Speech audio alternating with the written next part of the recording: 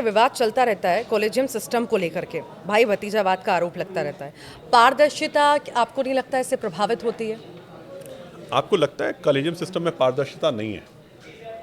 मुझे लगता है, मैं शुरू से एक बात नोटिस करता हूँ, आज देश के अंदर ये जो व्यवस्था चल रही है, इस व्यवस्था में, हर व्यवस्था में कुछ खामियां हो सकती हैं, उन खामियों को दूर भी किया जा सकता है, दूर करने के प्रयास भी किए गए हैं।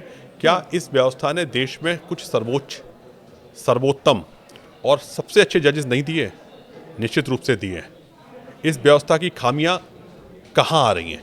जो खामियां आ रही हैं उनको दूर किया गया, लगातार दूर किया गया है।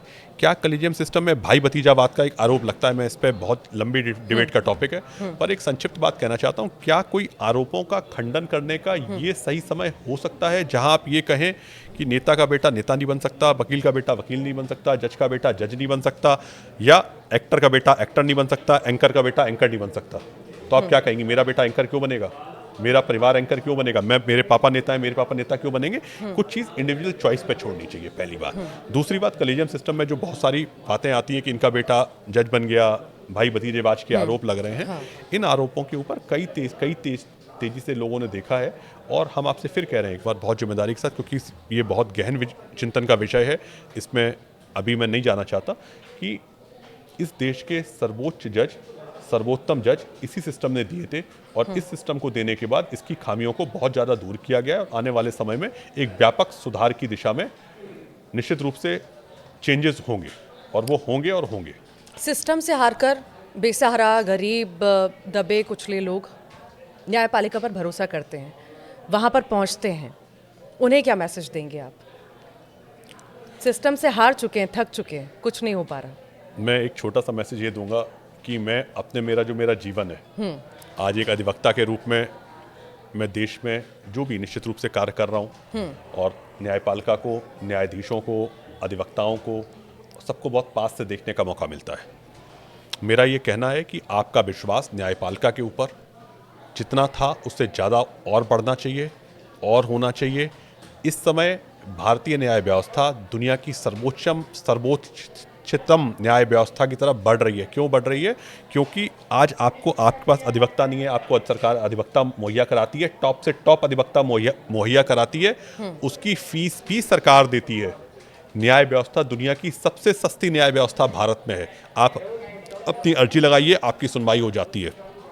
तीसरी बात, किसी भी व्यवस्था में हमारा विश्वास बढ़े, इसके लिए हर व्यक्ति को न्याय मिले, अंतिम व्यक्ति को न्याय मिले, अंतिम व्यक्ति तक न्याय की पहुंच हो, अंतिम व्यक्ति न्याय को समझ सके, इसलिए जजमेंट्स को ट्रांसफ़र किया गया, ट्रांसफ़र किया गया रीजनल भाषाओं में, आपके पास डायरेक्ट और कॉपी पहुंचाए। ट्रांसलेट किया गया कि आपकी भाषा में आपको न्याय मिल सके, हिंदी में, उड़िया में, संस्कृत में, गुजराती में, पंजाबी में, जिसमें आप पढ़ना चाहें, अपने जजमेंट को पढ़ें। न्याय के कई सारे एक्ट जो थे उनको रिपील किया गया कि न्याय व्यवस्था को और सहज सरल बनाया सके। आप देखिए, नए जीएसटी लॉज आए देश में, नए सीआरपीसी एविडेंस 150 साल बाद बदले गए। तो सरकार के जो कदम है, उन कदमों को आज इस देश को, इस देश की जनता को, इस देश की समझ को अप्रिशिएट करते हुए अपनाने में थोड़ा सा समय लगेगा, पर वो निश्चित रूप से बहुत दूरगामी प्रभाव जिनके होंगे, और उस प्रभाव के बाद इस देश में ना कोई दबा बचेगा, ना कोई कुचला बचेगा, ना कोई पिछड़ा बचेगा। ये सब लोग देश की प्रगति की आगे की दिशा में आगे बढ़ेंगे, और उनके मन में ये विश्वास आएगा कि हम इस देश के उन महत्वपूर्ण अंगों में से एक अंग है, जिसको न्याय भी मिलता है, जिसको प्रेम भी मिलता है, जिसको सम्मान भी मिलता है, जिसको आगे की व्यवस्थाओं में अपने आप को एडॉप्शन भी मिलता है। एक छोटी सी बात है, आज देश का इतना मीडिया, एक मुकदमे को लेकर हर मीडिया के चैनल की हेडलाइंस हैं, हर मीडिया से हर आदमी एक प्रभावित हो रहा है, सुन रहा है, एक व्यूज़ बना रहा है। किसी समय हमारे पास कितने चैनल थे? 1 2 3 4 5, आज लगभग सैकड़ों नहीं हज़ारों की संख्या में चैनल चल रहे हैं, हर लोग एक राय उठा रहे हैं। मैं एक छोटी सी बात आप और पूछता हूँ, दुनिया की सबसे अच्छी न्याय व्यवस्था कहाँ की हो सकती है? दुनिया की सबसे अच्छी न्याय व्यवस्था वहाँ की हो सकती है जहाँ की इस देश का, जिसको आप दबा, पिछड़ा, कुचला आप कह रही हैं, मैं नहीं कह रहा हूँ, मैं कह रहा हूँ वो भारत के नागरिक हैं, वो भी राजा के ऊपर एक सवाल पूछ सकते हैं, और राजा उसका सवाल का जवाब देता है, जिसके वोट की वही पावर है जो देश के सर्वोच्च व्यक्ति के वोट की पावर है। ये भारत की न्याय व्यवस्था है, ये भारत का लोकतंत्र है, ये भारत की व्यवस्था है। उस व्यवस्था को आपको मानना पड़ेगा कि आपके वोट की पावर कम नहीं है, आपकी न्याय के प्रति उपलब्धता कम नहीं है। एक लास्ट बात, एक व्यक्ति खड़ा होता है, आपने मुकदमों के नाम सुने होंगे, एक्स व्यक्ति वर्सेस भारत सरकार, वाई व्यक्ति वर्सेस उत्तर प्रदेश सरकार, फलाना व्यक्ति संबंधित, दूसरी सरकार। एक तरफ व्यक्ति होता है, एक तरफ सरकार होता है, सरकार की पूरी मशीनरी होती है, उसमें पुलिस भी होती है, वकील भी होते हैं, उनकी इन्वेस्टिगेशन एजेंसीज भी होती है। एक तरफ व्यक्ति होता है और वो व्यक्ति कई बार जीतता है, सरकार के विपरीत जीतता है। तो ये न्यायपालिका की विजय नहीं है, ये आपकी विजय नहीं है, ये भारतीय न्याय की विजय नहीं है, ये भारतीय संविधान की विजय नहीं है।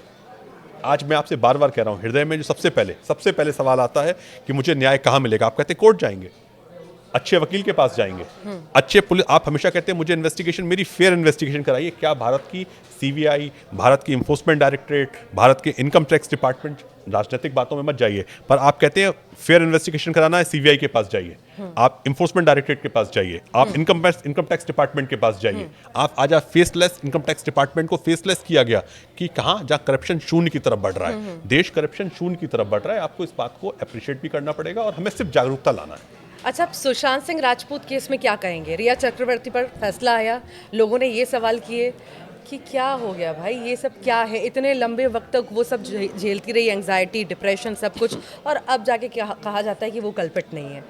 तो फिर कौन है? क्या कहेंगे आप? मैं नहीं, जनता सवाल कर रही है। देखिए, जनता कुछ सवाल नहीं करती है, कुछ सवाल आप कर रही हैं, तो मैं जवाब जरूर दूंगा जनता के बिहाफ पे। न्यायपालिका को, फिर मैं कह रहा हूँ, न्याय की प्रक्रिया में थोड़ा समय लगता है। ठीक है, न्याय की प्रक्रिया में समय लगने के कई सारे बिंदु होते हैं। उन बिंदुओं को आपको भी समझना होगा। पहला बिंदु ये होता है कि आपने आज शिकायत लिखाई, हमें उसमें कई गवाह एग्जामिन करने होते हैं, कई रिपोर्ट लेनी होती हैं, कई चीज़ों को इन्वेस्टिगेट करना होता है, कई डेटाज रिकॉर्ड करने होते हैं, कई लोगों को इन्वेस्टिगेट करना होता है, कई सुरागों की जानकारी लेनी पड़ती है। उस प्रक्रिया में एक समय लगता है। उसके बाद कुछ तथ्य हो सकता है कभी छूट गए हों, उसको हम आगे के कोर्ट में जाके अपील करते हैं, अपील में वो तथ्य कंसीडर होते हैं और पूरा ऑर्डर सेटिसाइड होकर ऑर्डर बदल जाता है। इन दोनों बातों को जब आप समझने का प्रयास करते हैं और समझने के बाद हमेशा ये बात कहते हैं, न्याय मिला कि नहीं मिला, तो आप कहेंगे हाँ न्याय मिला। अगर आप दुनिया की सबसे बड़ी लड़ाई मानते हैं तो कौन सी लड़ाई है? भारतीय इतिहास की जो सबसे बड़ी लड़ाइयाँ हैं उसमें राम मंदिर की लड़ाई है। राम मंदिर की लड़ाई आप जीते? हाँ जीते। देश के सबसे पुराने मुकदमे को आप जीते? हाँ जीते। न्याय मिला? हाँ न्याय मिला। तो न्याय को, अगर भगवान को न्याय मिल गया है तो आम इंसान को न्याय जरूर मिलेगा। और भगवान का विश्वास अगर न्याय के ऊपर है तो हमें और आपको अपना विश्वास न्यायपालिका के ऊपर रखना पड़ेगा। और न्यायपालिका की गरिमा को कोई भी ऐसे कार्य, कोई भी ऐसी व्यक्तित्व, कोई भी ऐसी छवि, कोई भी ऐसे शब्द नहीं कहने चाहिए कि न्यायपालिका की छवि धूमिल हो। और अगर धूमिल होगी तो न्यायपालिका, उसको निश्चित रूप से सर्वोच्च जो कदम होंगे वो उठाए जाएंगे और निष्पक्ष रूप से सारी जांचें करी जाएंगी और करी जा रही हैं। न्यायपालिका के लिए कोई छोटा बड़ा नहीं है, सब एक समान है और एक समान ही फैसले लिए जाएंगे। जो सत्य है वो सत्य है, जो झूठ है वो झूठ है। न्यायपालिका में नहीं, भारतीय संविधान में एक बात बिल्कुल साफ है, यहाँ हर व्यक्ति के वोट का मूल्य बराबर है, हर व्यक्ति बराबर है और हर व्यक्ति का सम्मान बराबर है। हर व्यक्ति को उसी न्याय से सम्मान मिलता है जिससे सम्मान दूसरे व्यक्ति को मिलता है। भारतीय न्यायपालिका के समक्ष हर व्यक्ति का कद, सम्मान, गरिमा, व्यक्तित्व सब बराबर है। भारत में विधि का शासन है, भारत में व्यक्तित्व और व्यक्ति का शासन नहीं है। रूल ऑफ लॉ जहां चल रहा है, उस रूल ऑफ लॉ में संविधान में लोग आते हैं, जाते हैं, रहते हैं, करते हैं नहीं। यहाँ पे जो सर्वोच्च होगा वही स्टैब्लिश होगा, जो सर्वोच्च नीचे होगा वो खत्म हो जाएगा। पिछले कई दिनों से आपके जहन में कई सारे सवाल थे और कई सारे ऐसे मुद्दे थे जो बहुत ज़्यादा ट्रेंडिंग हो गए। यशवंत वर्मा हो, सुशांत सिंह राजपूत हो, हत्याकांड की खैर हमने बात नहीं की, उसके भी सवाल का, वो भी सवाल मैं कर ही लेती हूँ। एक छोटा सा सवाल, छोटा सा जवाब।